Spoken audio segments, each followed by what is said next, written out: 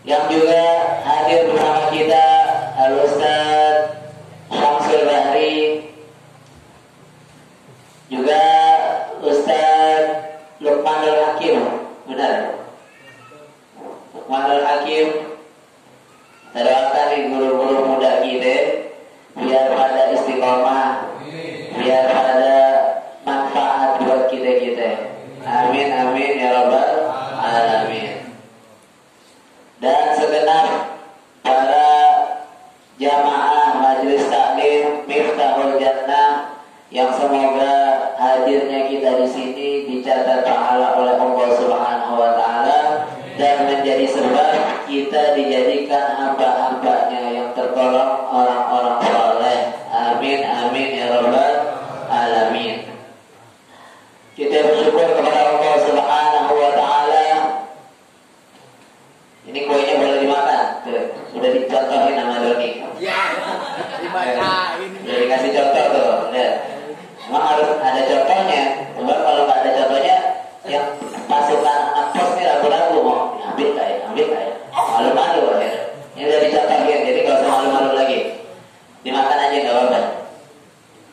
Mulutnya bergerak untuk makan nggak apa-apa. Tapi bismillah dulu. Makannya tangan kanan, jangan tangan kiri. Jadi alhamdulillah kita dikasih nikmat banyak, dikasih karunia sama Allah banyak. Orang-orang pada belum mulai ngaji, kita udah ngaji duluan. Udah dari kemarin kita udah ngaji. Dari kemarin kita udah kumpul-kumpul. Mudah-mudahan kumpulnya kita menjadi sebab terangkatnya segala wabah, terangkatnya ini yang namanya virus corona. Amin amin ya rabbal alamin. Selawat beserta salam kita aturkan kepada junjungan kita Nabi besar Muhammad sallallahu alaihi wasallam yang telah menuntut kita umatnya minal zulumati ila nur, minal akhlaqil fasidah ila akhlaqil karimah. Jamaah Majelis Taklim Miftahul Jannah yang dirahmati oleh Allah Subhanahu wa taala. Sebelum kita memulai kajian daripada kitab Bidayatul Hidayah, kemarin waktu acara bulanan kita yang dihadiri oleh Sayyidil Walid Al-Habib Ali bin Abdurrahman Al-Segaf, beliau itu terakhir aneh minta kasih ijazah buat kita semuanya. Maka di akhir daripada tausiahnya beliau berikan kita doa, berikan kita amalan atau doa yang kata beliau saat itu, malam itu juga beliau katakan, dulu ini saya baca dari kecil, dari semenjak lahir saya baca dan dibaca di sekolah tempat saya belajar, tempat saya menuntut ilmu. Dan semua anak-anak yang baca ini doa, gak kelihatan ada nakal-nakalnya, gak kelihatan ada bandel-bandelnya. Semuanya jadi orang baik, semuanya jadi orang baik. Nah, harapan kita semoga kita tiru ini doa, kita baca ini doa yang kita itu udah diijazahkan oleh Al-Walid Al-Habib Ali bin Abdurrahman Al-Habsyi. Semoga kita semuanya, bukan hanya kita, keturunan kita semuanya menjadi keturunan yang saleh-salehah. Kitanya menjadi anak-anak yang saleh. Amin amin ya rabbal alamin. Ayo kita diikuti sama-sama. Bismillahirrahmanirrahim. Allahumma salli wa sallim ala sayyidina Muhammadin al-fatih lima ughliq al-khatim lima sabaq nasiril haqqi bil haqq al-hadi ila siratikal mustaqim wa ala alihi wa sahbihi haqqa qadrihi wa miqdarihi al-azim. Allahumma akhrijna min dhulumatil wahmi wa akrimna binuril fahmi waftah alaina bima'rifatil ilmi wa hassin akhlaqana bil ilmi wa sahhil lana abwaaba fadlik wa anshur alaina min khazaini rahmatik ya arhamar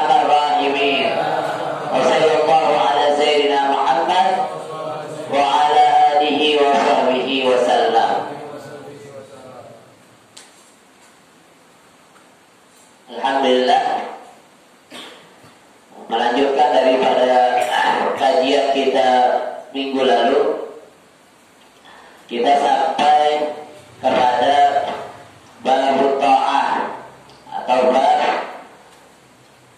fi adabil istighas minan naum wa adabil lubsi. Jadi bab tentang bangun tidur. Kita diajarin dari awal lagi nih sama Imam Ghazali, diajarin mulai dari bangun tidur. Minggu kemarin kita tahu kita diajarin sama Imam Ghazali untuk bangunnya sebelum subuh. Ya, sebelum subuh kita udah bangun.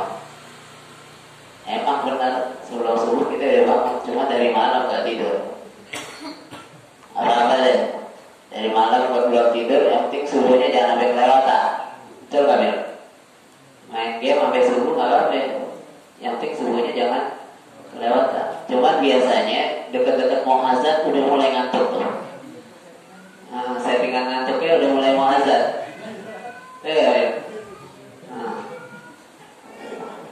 Gitu, Mil? Berasanya begitu ya? Nah, kayak gitu tuh mesti dilawan tuh. Mesti dilawan. Sekali-sekali gak apa-apa kelewat subuh, yang penting dikodok. Bisa kodoknya? Kodok sholat bisa? Gimana niatnya? Niatnya kan niat sholat gimana? Usolli fardhu subhi rakaataini mustaqbilal qiblati ada lillahi ta'ala. Cara kodoknya itu, jangan selebrasi dulu, belum. Jangan selebrasi dulu. Tenang. Biar orang nyampe gak gol? Ini selebrasi. Belum waktunya selebrasi, udah selebrasi. Ntar ada waktunya di sini. Ya.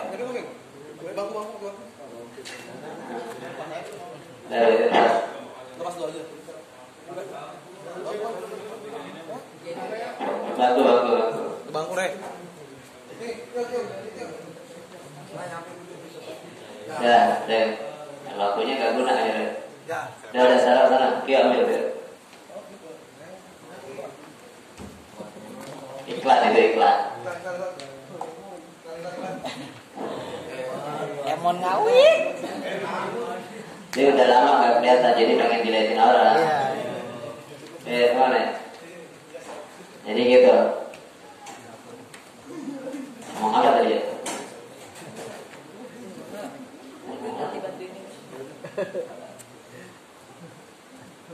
Jadi bangunnya sebelum niat subuh ya. Jadi adaannya diganti qadaan. Jadi kalau kita ketinggalan subuh, ketinggalan maghrib, ketinggalan isya, ketinggalan zuhur, asar, langsung buru-buru kalau bisa cepat-cepat kita qada. Pas kita bangun deh. Terus langsung ambil wudu, kita sholat. Usolli fardhu subhi rakaataini qada'an lillahi ta'ala. Mustaqbilal qiblati boleh dipakai boleh enggak? Jangan kalau pakai mustaqbilal qiblati. Harus, karena niatnya itu kan di hati. Barang ketika kita takbiratul ihram. Agak susah kalau pakai mustaqbilal qiblati. Kebanyakan hatinya untuk menghadirkan kalimat-kalimat itu, maka cukup aja usolli fardhu subhi rakaataini qada'an lillahi ta'ala. Ini kalau kita mau qada. Ingat apa enggak nih kira-kira? Doni dah. Kalau Doni ingat semuanya ingat insyaallah. Nah, ingat Doni? Ingat, aman ya? Ya. Kita niat kalau kita mau qada sholat. Cuman yang lebih baik jangan sampai diqada. Cuma kan namanya manusia kadang-kadang ketiduran. Ya, siapapun pernah ketinggalan sholat subuh, siapapun pernah ketinggalan sholat yang lainnya. Jadi kalau ketinggalan kita kodok buru-buru deh. Jangan sampai ketinggalan, jangan sampai gak digodok sama sekali. Takutnya nanti daftar nama kita udah kecantum di pintu neraka. Alhamdulillah, alhamdulillah. Maka kita diajarin bangunnya sebelum subuh kemarin. Agar apa? Agar bisa ibadah munajat sama Allah. Karena sebelum subuh itu waktu-waktu mustajabah, waktu-waktu yang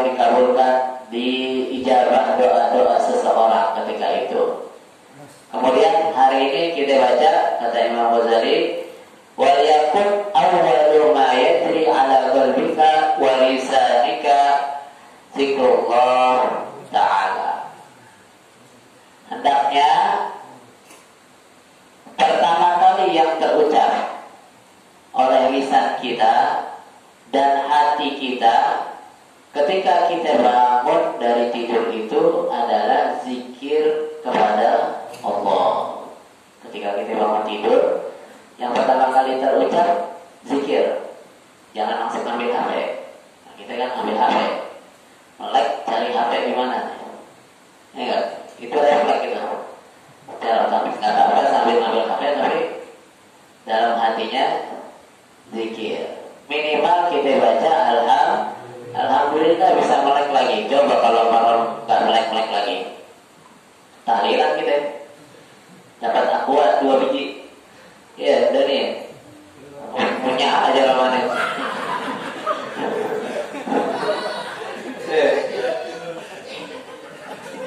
Udah dicontohin dulu apa dia nih?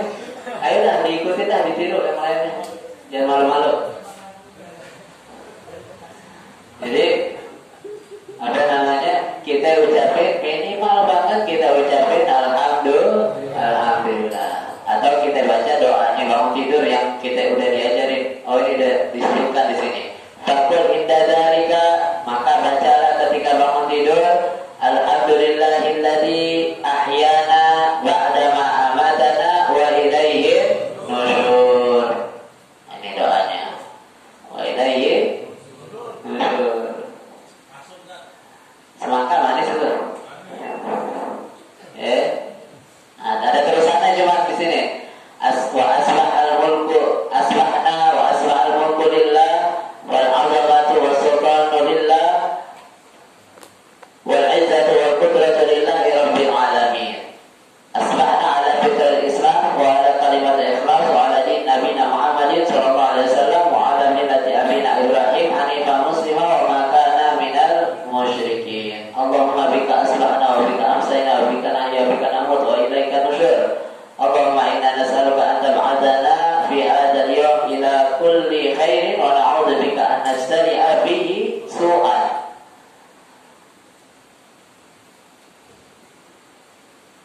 Aw najruhu ila muslimin aw yajruhu ahadun ilaina. Nas'aluka khaira hadzal yawm khaira ma fihi wa na'udzu bika min syarri hadzal yawm wa syarri ma fihi. Doanya kepanjangan enggak kepake deh buat kita itu mah. Ya. Paling kagak kita baca alhamdulillah. Dan yang lebih afdal kita pakai alhamdulillahilladzi ahyana ba'da ma amatana wa ilaihi nusyur. Ini jangan sampai kagak yang ini. Kalau emang udah mager banget, malas banget, kita bacanya alhamdulillah aja. Tapi kalau lagi semangat, kita bacanya alhamdulillahilladzi ahyana ba'da ma amatana wa ilaihi nusyur. Insyaallah hafal semuanya ini. Ini doanya anak-anak TK ini. Anak-anak TK. Kita mulai ada yang TK di sini. Ini insyaallah bisa kita hafalin. Kalau kita lupa ingat, kalau kita biasain kita baca terus bakalan ingat. Emang kita ngaji ini untuk kita amalkan. Ini jadi ada kita cerita sedikit. Ada 3 orang ulama, 3 orang habaib, 3 orang habaib. 3 orang ini janjian, sepakat mau apa? Dia sepakat mau mengamalkan kitab Bidayatul Hidayah karangannya Imam Ghazali. Ini terjadi kalau nggak salah di tahun ke-11, di abad ke-11, 1100-an Masehi. Siapa 3 orang ini? Yang pertama Habib Abdurrahman bin Mustafa Al-Idrus. Yang kedua Habib Syekh bin Muhammad Al-Jufri. Yang ketiga Habib Abu Bakar bin Husain Wal-Baqi. Nah, 3 orang janjian mau ngamalin kitab Bidayatul Hidayah. Semua yang ada di dalam kitab Bidayatul Hidayah isinya mulai dari depannya sampai habis mau diamalin sama 3 orang janjian. 3 orang ini diamalin, mereka amalkan di negeri, di tempat mereka masing-masing diamalkan. Maka ketika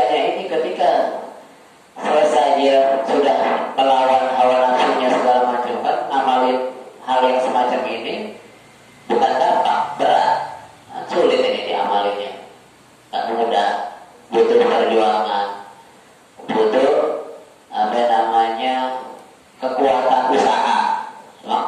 Kita dalam ibadah itu butuh usaha, nggak bisa enak-enakan.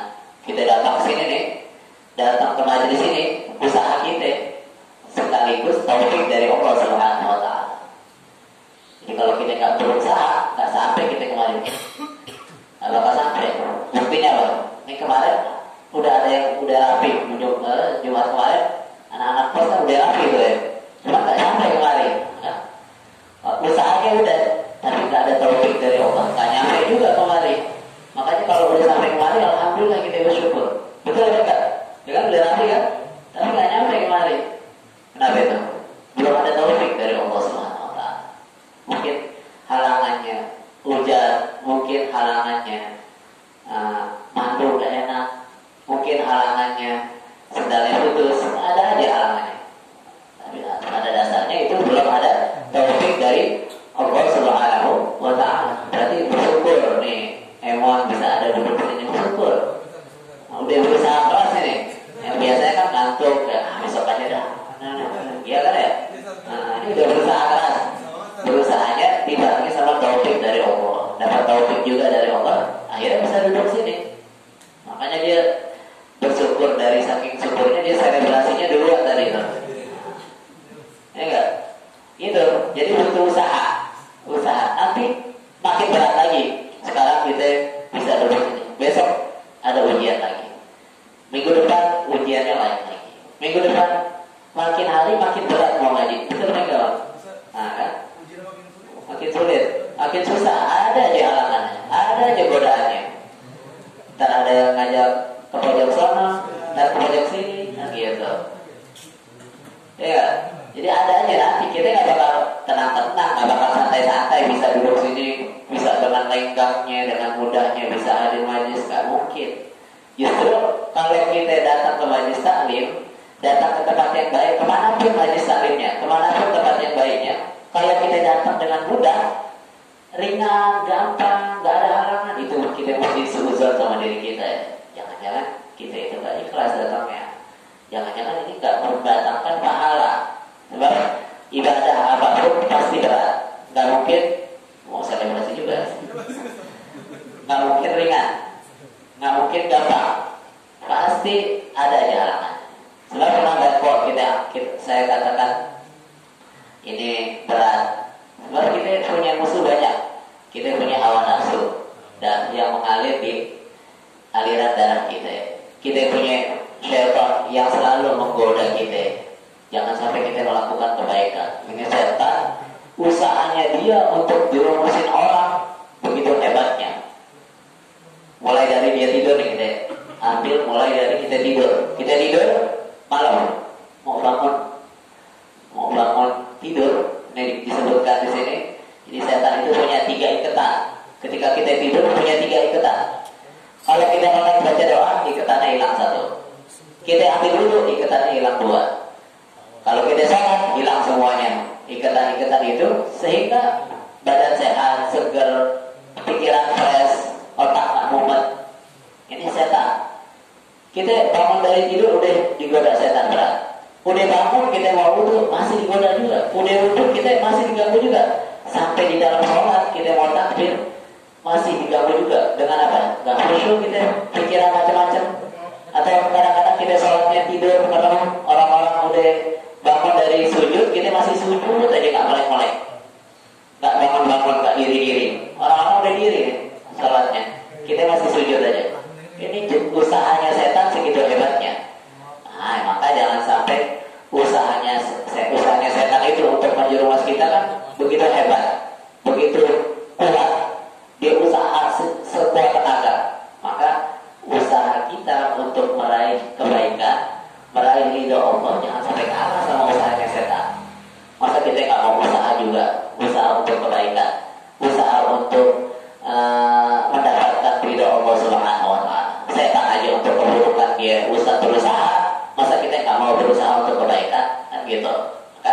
Makanya dan usahanya kita dalam kebaikan nggak akan sia-sia. Usahanya kita nggak akan sia-sia. Malah semakin berat usahanya kita, semakin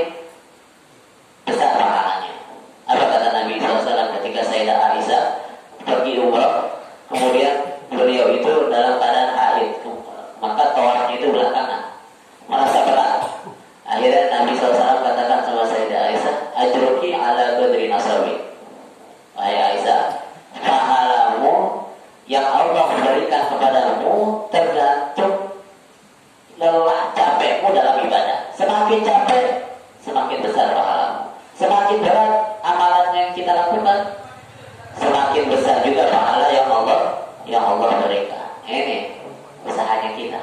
Nah ini tadi kembali lagi kita ke ceritanya 3 Habib yang dari itu ngamalin ilmunya, amalin kita bidayatul hidayah. Ini maksudnya apa namanya, sesuatu yang kita harus tiru. Ini 3 habaib ini sepakat mengamalkan kita bidayatul hidayah, mengamalkan sesuatu yang bermanfaat untuknya di kemudian hari, untuk bekal di akhiratnya. Jadi kita kalau mau ngamalin sesuatu, ngamalin yang manfaat, ngamalin yang berguna untuk akhirat. Jangan ngamalin yang kagak-kagak. Jangan ngamalin puasa singkong, ngamalin yang macam-macam, nggak ada gunanya. Mana suduknya nggak datang suduknya. Puasa singkong. Jadi ngamalin jangan ngamalin yang macam-macam. Ngamalin biar kebal, ngamalin biar sakti, ngamalin biar bisa obatin orang, ngamalin biar bisa kaya raya. Nggak ada gunanya. Kita ngamalin amalan biar kaya. Setelah kaya kita mulia, ya kita mulia. Sampai seberapa lama kekayaan kita? Sebentar aja. Habis itu kalau kita jatuh miskin, orang-orang yang baik sama kita, orang-orang yang kemarin dekat sama kita, masih deketin kita, mereka gak bakalan. Sebab dia dideketin karena kayanya. Ya. Ada lagi kita ngamalin orang kita bisa biar kita bisa nyembuhin orang, mengabulkan hajatnya orang. Iya, kita seandainya sampai bisa nyembuhin orang, udah kita itu seakan-akan kayak toilet aja, kalau orang lagi butuh baru datang ke dia.